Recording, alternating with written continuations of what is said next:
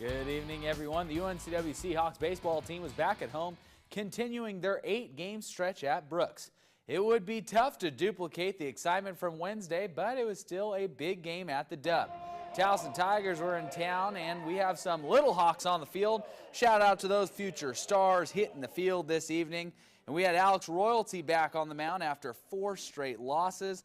He was looking a little shaky to start again. Colin Gimblett with the shot right down left field line all the way into the corner. Craig Adeline comes in to score, take the 1-0 lead in the top of the first. It's 2-0 before Royalty will get this strikeout coming up here to get out of this inning. Not too bad overall. 2-0 is the lead after 1. The third is where UNCW would turn the ties. Game tied at 2. Jackson Meadows will break that tie with the shot right there into the left side. Weiss and Jeffers comes home to score. UNCW takes the 2-run lead 4-2 after 3. Tonight was the bounce back game for the King. It's the one he's been waiting for a while. After the first 2 runs, struck out 6, including this one, to end the inning. And in the 7th, Justin Walk took over, and Towson was in trouble. Walk picks up 4 Ks in 2 1/3 inning and gets himself a save on the evening. UNCW makes it 2 in a row with the 5-2 victory over Towson, and Alex Royalty snaps his losing streak and gets the win.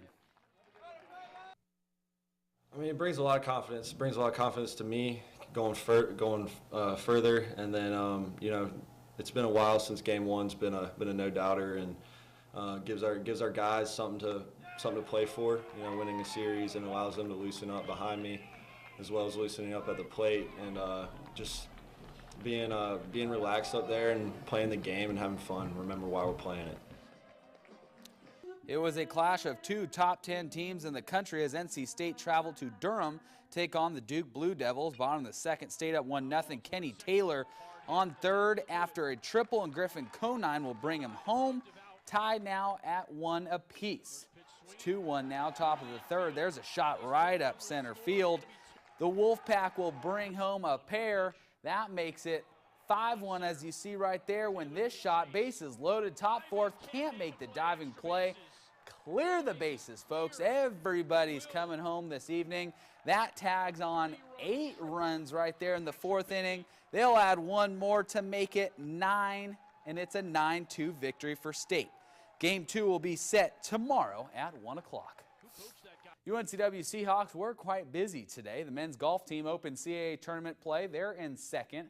Beach volleyball team was down in Georgia, and of course the men's and women's tennis squads began their runs in the conference tournament as well. And it's on to round 2 for the UNCW men, because the defending champs came out on fire in their title defense with a shutout 4-0 performance against the College of Charleston. Sophomore Ignacy de Rueda sealed the deal for the Hawks for the 4th time this season. De Rueda, Michael Copeland, and Michael Murphy all pick up singles points, and the team in teal will host Elon in the semifinal round tomorrow at 10 a.m. Unfortunately, the fate was not the same for the Seahawk women, as they were bounced from the CAA tournament with a shutout decision by 2nd-seeded James Madison. Xandra Fogner, Sabrina Barisano, and Rachel Marthinson were the only Seahawks to force 3rd sets in their matches after each getting first set wins, but it was not enough for the victory on the afternoon. The season ends for the UNCW women. The professional sports teams here in North Carolina continue changes at the top of the food chain as the Carolina Hurricanes head coach Bill Peters announced his resignation today. Peters made the announcement today just a few weeks after completing his 4th season with the team, failing to make the playoffs in each of them. As a whole, Peters is 137, 138, and 53 during his lone coaching stint in the NHL, and he said today that he feels like it was a good time to move on. Carolina recently announced their new owner, Tom Dundon, and now he will have to find himself a new general manager and head coach. All right, another week in the books is here, and folks, it's coming down to our final days here in Wilmington before we make the move across the river. Andrew and I got to see the new digs today, and they are pretty sweet. Looking forward to the products we'll be able to create, Andrew.